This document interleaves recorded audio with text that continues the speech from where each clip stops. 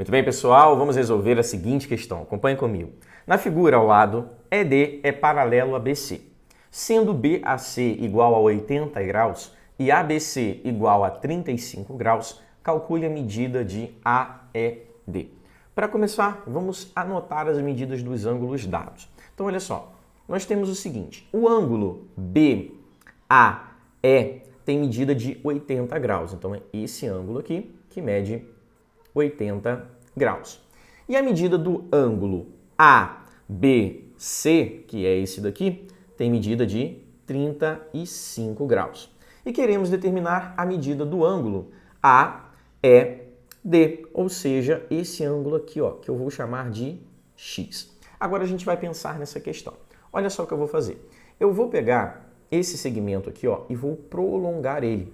Isso porque a questão nos diz que o lado ED é paralelo ao lado BC.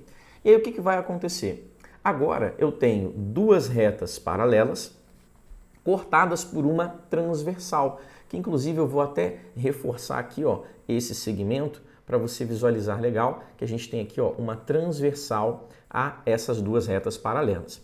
E o que acontece com isso? Bom, repara, aqui eu vou ter um ângulo que eu vou chamar de alfa, e esse ângulo e o ângulo de 35 graus, eles são iguais, isso porque são ângulos chamados de ângulos correspondentes, e ângulos correspondentes têm a mesma medida. A gente precisa lembrar dos conceitos de retas paralelas cortadas por uma transversal.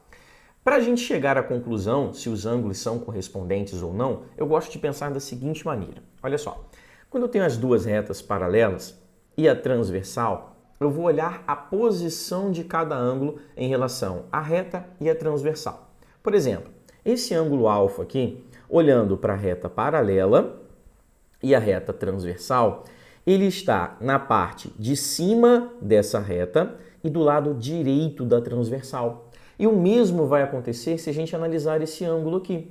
Repara, essa reta aqui com a transversal. A posição desse ângulo é na parte de cima dessa reta e do lado direito da transversal. Então, como eles estão, digamos assim, numa mesma posição, olhando a reta e a transversal, eles são ângulos correspondentes, logo tem a mesma medida. Então, a gente chega à conclusão que a medida desse ângulo alfa aqui é de 35 graus. Agora ficou fácil, porque a medida do ângulo X vai ser igual à soma do ângulo alfa, que é de 35 graus, com esse ângulo de 80. Isso por quê? Porque esse ângulo X aqui, ó, é um ângulo externo a esse triângulo. E a medida de um ângulo externo é igual à soma dos ângulos internos não adjacentes a ele. Então é só a gente somar 35 mais 80.